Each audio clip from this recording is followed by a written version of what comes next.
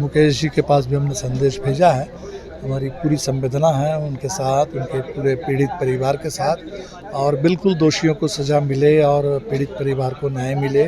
तो हमें लगता है कि बिहार में अपराध एक बढ़ता हुआ सवाल है।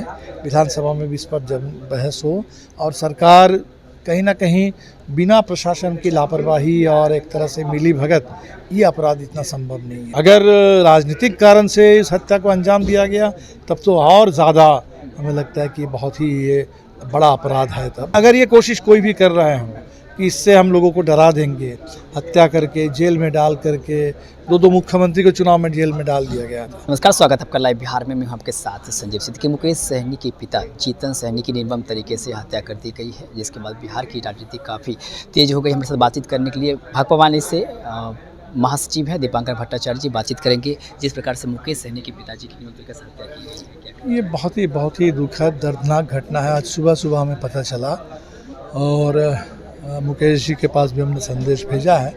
हमारी पूरी संवेदना है उनके साथ, उनके पूरे पीड़ित परिवार के साथ, और बिल्कुल दोषियों को सज़ा मिले और पीड़ित परिवार को न्याय मिले। लेकिन हमें लगता है कि देखिए, ये तो एक घटना है, और ऐसी घटनाएं खासकर चुनाव के दौर में भी हमने देखी, और चुनाव के बाद से तांता लगा हुआ है।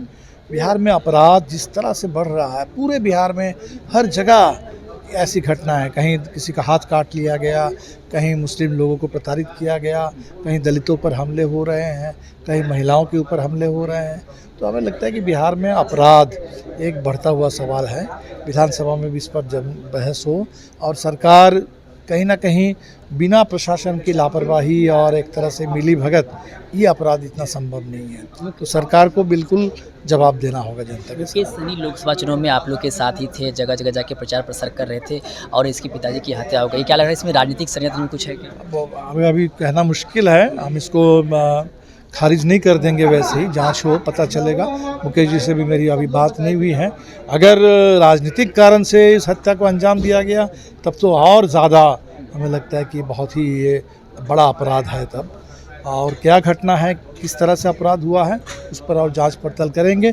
लेकिन अगर ये कोशिश कोई भी कर रहे हैं कि इससे हम लोगों को डरा देंगे, हत्या करके जेल में डाल करके दो मुख्यमंत्री को चुनाव में जेल में डाल दिया गया था, केजरीवाल जी को भी और हेमंत सोरेन को। आज हेमंत सोरेन जेल से बाहर निकल करके फिर झारखंड के मुख्यमंत्री बनेंगे। तो लोगों को डरा करके इस तरीके से राज करना संभव नहीं है, और ये हमें लगता है कि देश में जनता बता देगी। पूर्व विधायक गुलाब यादव और IAS संजीव हंस के ठिकाने पर ईडी ने छापेमारी की है, क्या करें? अभी सब डिटेल के बारे में कोई जानकारी नहीं है। 2025 विधानसभा चुनाव को लेकर क्या कुछ रणनीति है? अभी तो एक आंदोलन को चर्चा कर हम लोग करने के लिए आज यहाँ आए थे कि इस पूरे गरीबों के साथ सरकार ने जो वादा किया था वो वादा पूरा हो, और इसीलिए हक दो वादा निभाओ आंदोलन की शुरुआत हम कर रहे हैं। जो 2 लाख रुपए देने की बात थी 94 लाख परिवारों को, वो बिहार के जो महागरीब हैं वो अपना हक लेकर के रहेंगे, और इस पर सिलसिलेवार एक आंदोलन की शुरुआत हम करने जा रहे हैं।